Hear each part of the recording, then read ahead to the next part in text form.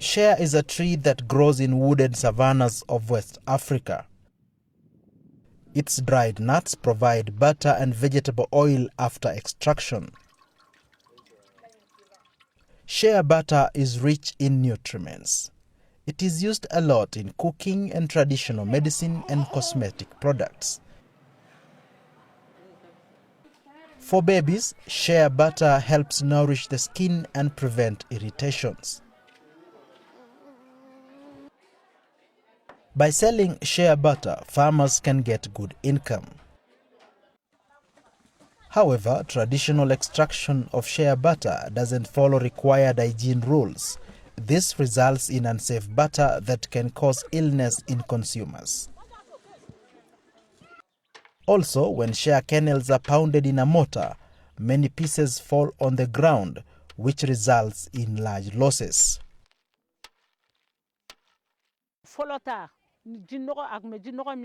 With the old extraction method, the kernels absorbed dirty water from the ground, and smoke from the oven gave a bad smell to the butter. It's no longer the case with our new method. Before, our butter was not well appreciated, but now it's consumed by everyone. Some women have even given up groundnut oil in favor of shea butter. Our shea butter is clean and pure. It's better than some industrial oils. It doesn't contain any additives. During churning, women are often distracted and take long breaks. As the paste is already in the transformation process, it returns to its initial state after each break. This reduces the fat percentage. Shea butter can also become oxidized when steel containers are used during extraction. In this video, we will learn how women in the south of Mali have improved the production of shea butter. To have a quality shea butter, it is necessary to wash the kernels and dry them well.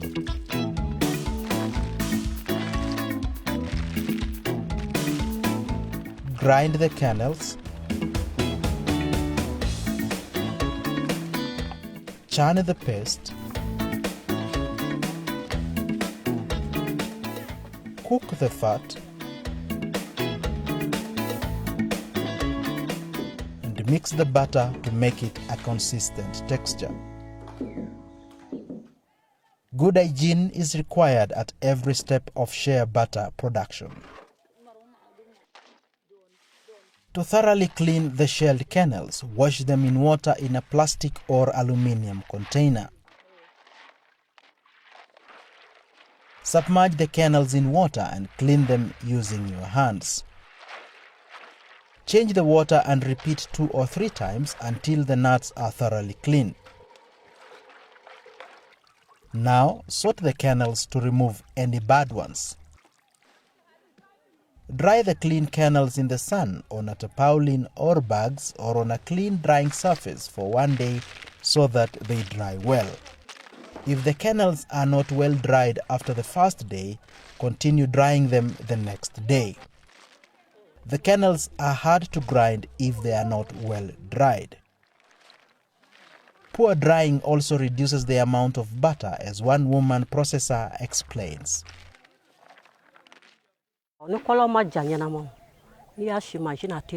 If the kernels are not well dried, the paste will not be fine and smooth when milled. A fine paste produces more butter. So you need to dry the kernels thoroughly to produce much butter.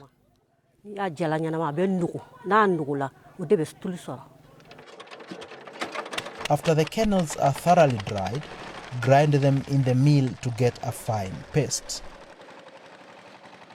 You can also hand pound the kernels in a mortar, but this method is less profitable as some pieces of kernel will fall on the ground.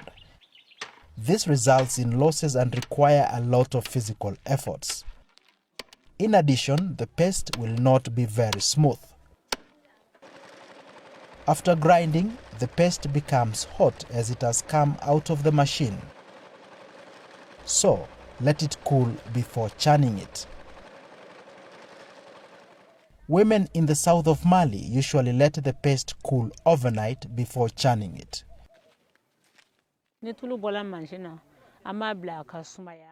We let the hot paste cool to make churning easier.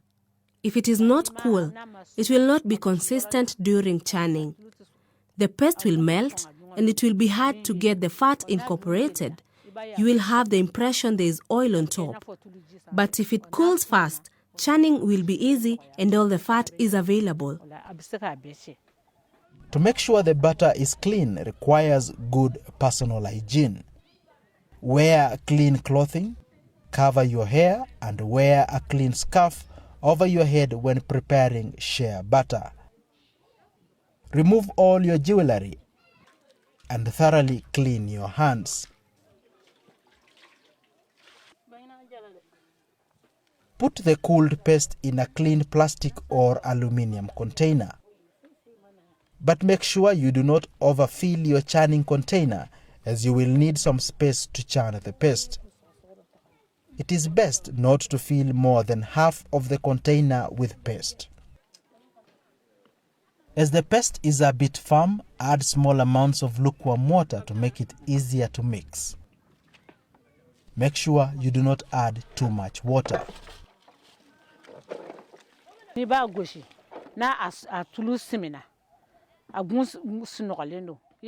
During churning, as soon as the pastry becomes more consistent, we add a little bit of lukewarm water so that the fatty substance appears all white on top. If you don't add lukewarm water, it becomes red. If you add too much lukewarm water, the fatty substance will start melting. And if it melts, you will not have the most amount of butter.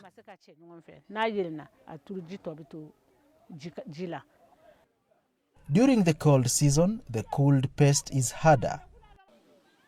If this is the case, you can add some boiling water. Churn the paste with your hands for about an hour to extract the fatty substance. When the paste becomes white and more consistent, this means you have extracted the oil. Now, add more lukewarm water. The fatty substance will float and impurities will settle to the bottom of the container. Do not overfill the container, as the fatty substance may be spilled on the ground. Remove the white fatty substance and put it in another container.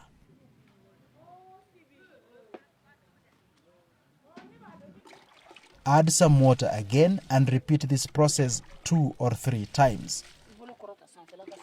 On the final time, make balls from the fatty substance to help reduce the amount of water and the bitter taste.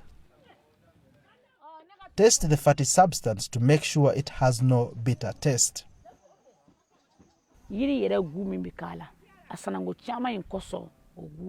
We wash the fatty substance many times to remove the taste of the tree from the butter. The fatty substance has a slightly bitter taste because Shea itself has this taste. So the oil is washed several times to improve its taste.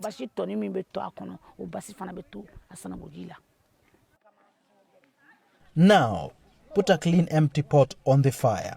Put the fatty substance in the pot to cook. The size of the pot depends on the amount of fatty substance to be cooked. Never fill the pot completely and do not close it, as the oil can spill on the ground when it starts boiling, which results in losses. Also, to prevent the boiling oil from pouring on the ground, use a spatula and a ladle to stir it during the cooking process. The cooking allows water to evaporate and impurities to settle to the bottom of the pot. The cooking time depends a lot on the strength of the fire. Cooking ends when a white foam appears on top and the oil turns yellow. If oil contains water, you hear noise. And if it doesn't contain water, you don't hear anything. You will then know that it is ready. Remove the pot from the fire and let it cool, as it can cause injuries when it is hot. Using a ladle, transfer oil from the pot to another container while leaving the impurities on the bottom of the pot. Add clean water to this separated oil as part of the cleaning process. Now separate the oil from the water. Put it in another clean pot and put it on the fire to cook again to make it clean and healthy. After boiling, the white foam appears on top of the yellow oil. This means that the oil is now cooked. Remove the pot from the fire and let it cool a little bit before filtering the oil using a clean cloth or a sieve. Put the well-filtered oil in a plastic or aluminum container. Your shea butter is now ready to be used. Keep it in a room to let it cool completely and cover it with a lid. To give your butter a consistent texture before storing, stir it with a spatula until you are satisfied. Women in the south of Mali let their butter cool overnight before stirring it. We stir the butter to give it a better consistency by breaking up the lumps, and in order to be able to put more butter in one container, as this provides more weight.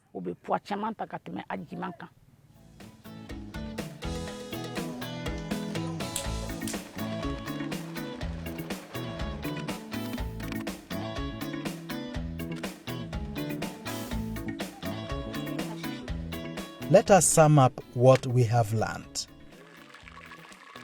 Shea butter is used in cooking, traditional medicine, and as a cosmetic product. It is an important source of income for women farmers. Good hygiene is important when making shea butter. When making shea butter, avoid using steel containers, as they can oxidize your butter and cause illness. Wash the kernels thoroughly and dry them in the sun before grinding, as improperly dried kernels produce less butter. Grind the kernels in a mill to increase the yield of butter. Cook and filter the oil well to remove any impurities. Stir the cooled butter to give it a better consistency before storing. By producing improved shea butter, you will get more money.